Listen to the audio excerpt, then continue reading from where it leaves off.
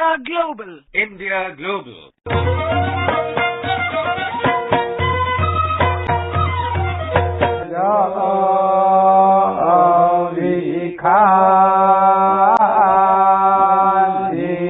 The tradition of Vedic chanting, which is on UNESCO's list of intangible cultural heritage of the world. UNESCO, the United Nations Educational, Scientific and Cultural Organization, was created in 1945 in order to respond to the firm belief of nations forged by the two world wars that political and economic agreements are not enough to build a lasting peace. Nations realize that it is through the power of intelligence to innovate and expand horizons that hope for a new humanism can be sustained. UNESCO exists to bring this creative intelligence to life. Peace and equitable sustainable development are its two overarching objectives.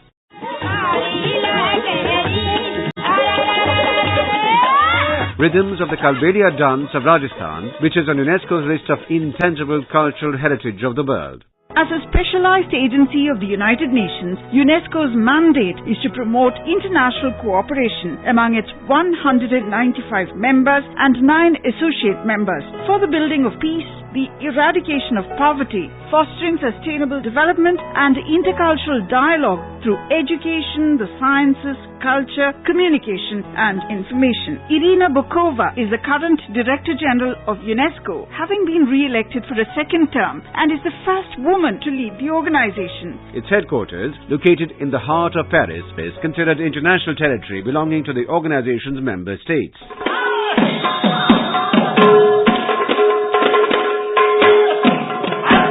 That was Sankirtana, ritual singing, drumming and dancing of Manipur on UNESCO's list of intangible cultural heritage of the world. Ms. Ruchira Kamboj, Ambassador and Permanent Representative of India to UNESCO, tells us about India's association with this intellectual agency of the United Nations.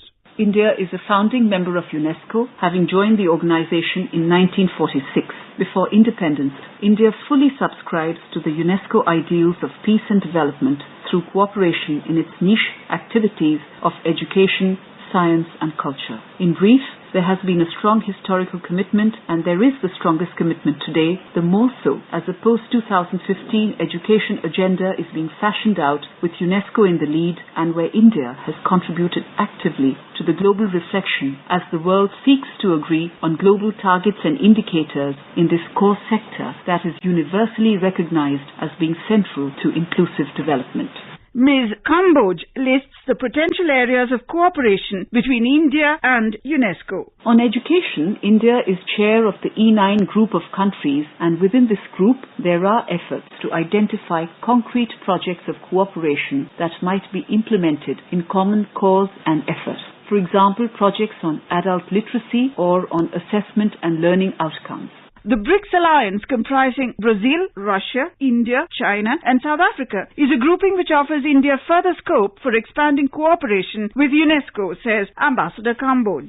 There is also much potential in the BRICS mechanism as well, with leaders at Fortaleza, Brazil in July 2014 having identified a BRICS university network as a potential area of collaboration, and with the BRICS meeting of education ministers scheduled for March 2015 to follow up on that.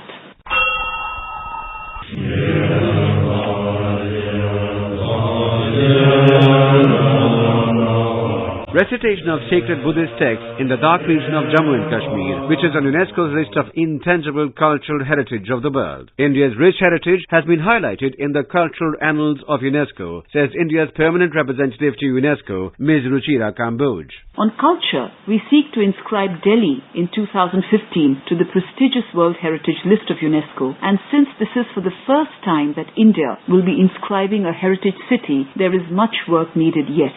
There are also ongoing efforts to inscribe yoga as the intangible cultural heritage of humanity. Ambassador Kamboj lists India's many milestones at UNESCO. India has uninterruptedly, since 1946, been a member of UNESCO's 58-member executive board, which ensures the overall management of UNESCO. 2. India is on 9 UNESCO bodies and committees, which gives it space to influence decisions and outcomes to the national benefit. 3. We have 32 inscriptions on UNESCO's prestigious World Heritage List, being among the top 5 countries. 4. This year at the World Heritage Committee at Doha, we achieved the distinction of a dual inscription to the World Heritage List. 5. We have 10 entries in UNESCO's list of the intangible cultural heritage of humanity, which is significant indeed, placing us number 8 in ranking among countries.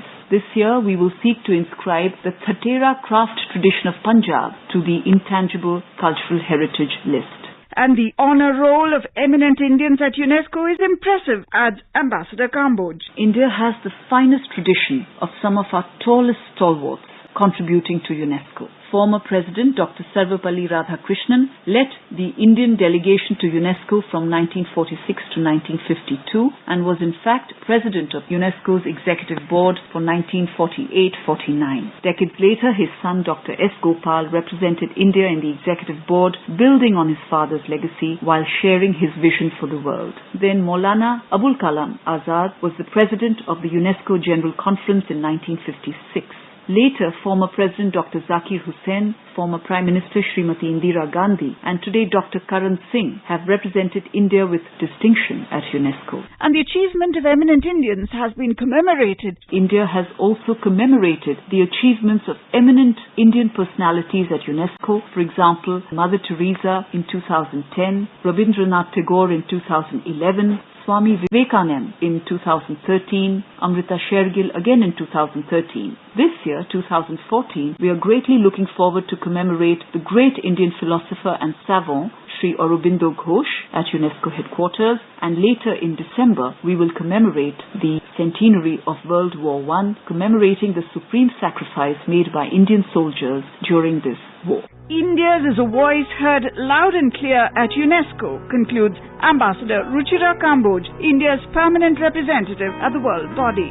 India's is a voice that contributes actively to the global debate at UNESCO. India's is a voice that speaks for the developing world at UNESCO. India's is a voice that is heard with respect at UNESCO. A direct consequence is the stature and standing of the country and the friendships that we have forged as we seek to project, promote and protect the national interest. In June 2014, at elections to the Committee for the Safeguarding of the Intangible Cultural Heritage, India secured unprecedented success in securing 135 out of 142 votes cast, undoubtedly a measure of the standing status and esteem for its active voice and contribution to the diverse canvas of activities at UNESCO. UNESCO, product of the devastation and horror of war, serves as an important reminder of the need to preserve and ensure peace in today's world order. India is committed to that cause and will continue to support UNESCO in this endeavor.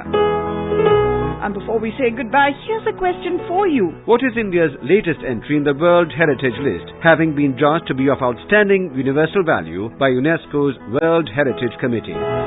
Send in your answers to indiajourney360@gmail.com. The first 3 listeners who send in the right answers will get a music CD from the AIR archives and a DVD from the Ministry of External Affairs. And now here's the answer to last week's question. The total number of players from Colombia featuring in the 2014 season of the Indian Super League is 5. Congratulations Manisha Kumari from Patna City in Bihar and Bharat Sthanam from Hyderabad in Telangana for the right answer. And Catherine Devya, a Colombian national working in India, gets a special mention for writing in. Until next time then, goodbye.